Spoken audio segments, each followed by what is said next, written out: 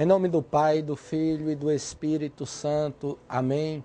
Boa noite, queridos irmãos e irmãs, peregrinos de São José. Mais uma vez entra no seu lar, na sua casa, no seu coração, o nosso programa de formação semanal Abra a Porta São José. E nessa noite nós vamos aprofundar a fuga, a permanência da Sagrada Família no Egito. Vocês vão perceber quanta coisa interessante, importante na vida de São José e da Sagrada Família que nós ainda não havíamos aprofundado nem conhecido. Então essa é a hora de você ligar para aquelas pessoas que você conhece, essa é a hora de você fazer aquele telefonema, aquele apelo, né? De repente você tem algum amigo que ainda não fez uma experiência pessoal com São José, que ainda não tem assim esse amor, esse afeto profundo com ele, e esse é o momento em que São José nos coloca frente a frente para cada vez mais podermos, conhecendo a São José, amando a São José, estarmos cada vez mais na presença da Virgem Maria e de Nosso Senhor Jesus Cristo. Então, sobre São José, a gente pode dizer, como a gente já tem sempre enfatizado, que ele foi uma pessoa fundamental no processo da história da salvação, porque foi a ele que o anjo do Senhor apareceu, foi com ele que o anjo do Senhor conversou e foi a ele que foi dada a missão principal de cuidar da Virgem Maria, de cuidar de Jesus Cristo. Então, São José, a gente já sabe que é aquele que era guiado, aconselhado no íntimo pelo mensageiro celeste. Ele era alguém que tinha sempre um anjo de Deus que entrava no seu sonho e que indicava o caminho que ele deveria seguir. Agora, recentemente, do dia 17 ao dia 28 de abril, nós fizemos uma peregrinação à Terra Santa e rezamos a missa. Uma das nossas missas foi exatamente na gruta onde a Virgem Maria descansou com São José, onde ela estava dormindo, né, com o menino Jesus, e o anjo do Senhor foi em sonhos a José e disse assim: levanta, pega Maria, pega a criança e foge para o Egito. Então é uma emoção muito grande de ter celebrado naquela gruta que está no original. Está no original. Logo, logo, vocês vão ter acesso a todos os vídeos que nós fizemos na Terra Santa no nosso site. Mas o que a gente já pode dizer? Que a Terra Santa, na época, no momento em que José e Maria descansaram lá junto com Jesus, naquela noite em que Herodes mandou seus soldados matarem todas as crianças de Belém com menos de 2 anos, era um momento muito frio. Mas a gruta onde São José encontrou para proteger Maria e o menino é bem quentinha. É uma coisa assim de família, você sente a presença de Deus e sabe até por que tornar aquela gruta muito mais especial, porque nós celebramos a nossa missa lá e lá estão sepultados os cadáveres daquelas crianças que Herodes mandou matar, as menores de 2 anos de idade. É o que a nossa igreja chama de os santos inocentes, os mártires inocentes que deram a vida por Jesus Cristo sem mesmo nem tê-lo conhecido. Então, na gruta você tem um local lá onde estão, a gente percebe os caixõezinhos das crianças lá, tudo de uma forma assim, mas bem feitinho mesmo. E aí a gente vê como São José era sempre guiado pelo anjo. E muitas vezes Deus coloca esses anjos nas nossas vidas. Eles são fundamentalmente os nossos pais, são verdadeiros anjos da guarda, que cuidam de nós, que nos protegem, pelo menos é para ser. Em algumas situações a gente sabe que não acontece desse jeito, mas o que não acontece é porque não é o natural, porque o natural é que os pais se tornem verdadeiros anjos da guarda na vida dos filhos e no futuro isso se inverta. Os filhos também possam cuidar dos seus pais. E José, como nós acabamos de dizer, ele era esse homem guiado sempre por um anjo. Ele tinha sempre um anjo que estava dizendo nos seus sonhos tudo o que Deus esperava dele. Mas sobre o tema dos anjos, você pode entrar no nosso site, sãojoséenatal.com.br, e pode ver os programas anteriores, onde nós falamos sobre os sonhos de José. Então, o que nós queremos aprofundar nessa noite é que o comportamento normal de José era sempre movido por um desejo de Deus. O comportamento normal dele era esse. Era alguém que era movido o tempo todo. Era alguém que era levado o tempo todo pelo desejo de Deus. Era alguém que não tinha mais vontade própria. A vontade de São José era a vontade de Deus, né? É exatamente isso que tornou São José santo. Ele aceitou tudo que Deus quis e fez tudo que Deus queria. É simples assim. E quantas vezes nós não conseguimos fazer isso na nossa vida, porque nós rezamos o Pai Nosso, mas quando chega naquela parte que diz assim, seja feita a vossa vontade, parece que a gente pula aquilo ali, a gente não quer que seja feita a vontade de Deus. Quantas vezes a gente fica perguntando por que Deus permitiu, por que Deus fez isso, por que Deus deixou, por que Deus não interveio naquela hora, né? Então São José não tinha isso. A vontade dele era a vontade de Deus. Era tudo que Deus queria. Até porque Deus nos basta a todos. Na hora em que nós somos envolvidos numa missão de Deus, no projeto de Deus, o resto das coisas se tornam todas secundárias. E era assim que acontecia na vida de São José. Deus bastava a ele. Deus e a Virgem Santíssima. São José é um homem muito feliz, como nós temos sempre dito, porque é um homem que foi amado pela mulher mais especial do mundo, Maria Santíssima. Ninguém, nenhuma mulher, nenhuma mãe é capaz de amar como Nossa Senhora amou. Então ele foi amado por Nossa Senhora. Ele não discute, como a gente sempre tem frisado.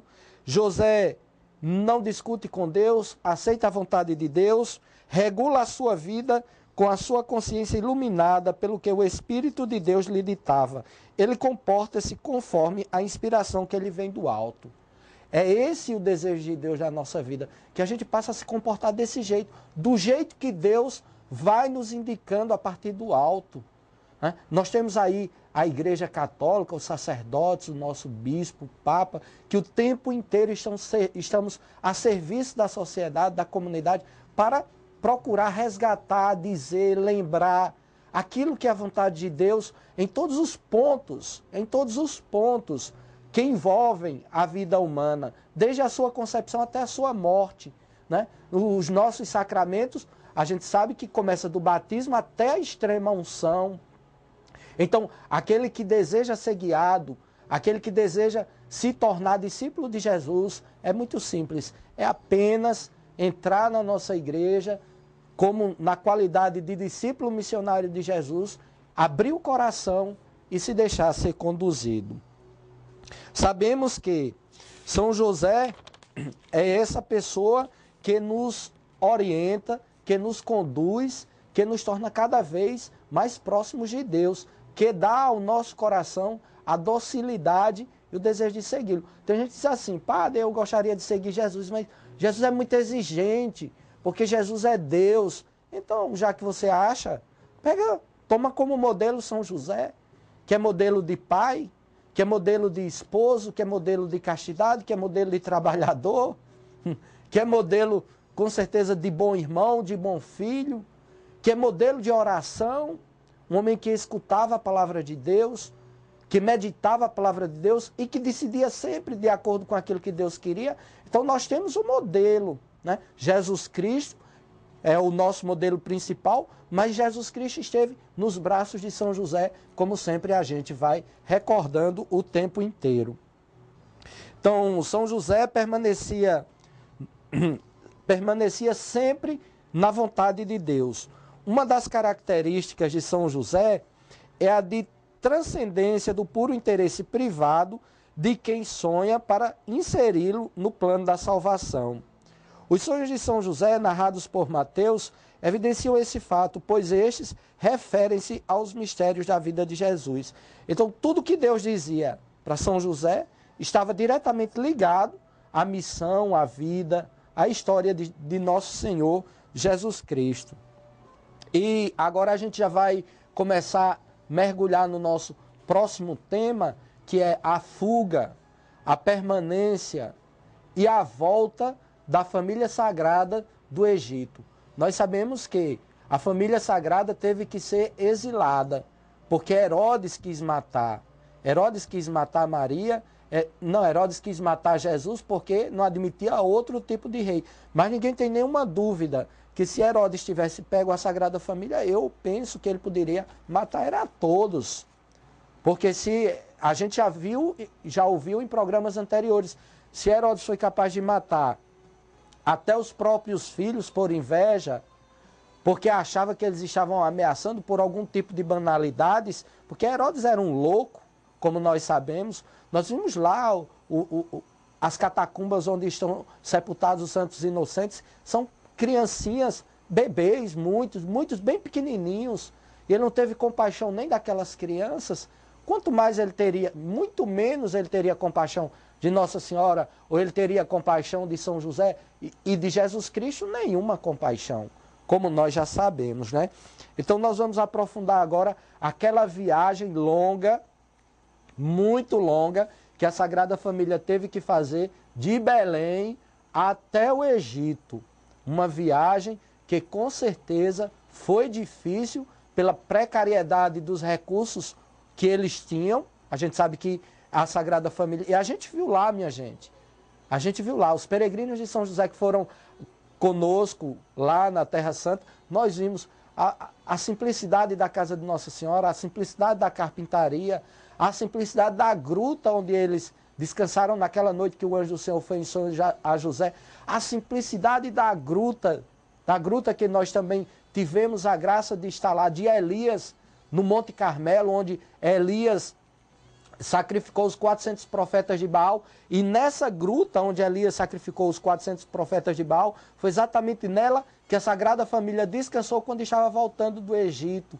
Então todos os lugares muito cheios de Deus, mas muito cheios de simplicidade, né? Então nós vamos agora aprofundar no próximo bloco já a fuga para o Egito, a permanência, o que aconteceu. Provavelmente nós vamos ter os relatos de tudo que aconteceu lá no Egito. Claro que a gente não tem isso documentado na Bíblia, mas nos livros que são chamados apócrifos, e apócrifos são chamados livros reservados. Eram aqueles livros privados que a igreja foi tendo acesso algum tempo depois, né? Então, tem muita coisa sobre a Sagrada Família, tem muita coisa sobre a chegada de Jesus e a permanência lá no Egito. Você não saia daí, você pode até ligar para outra pessoa, o horário é um horário muito bom, né? Horário que todos estão acordados,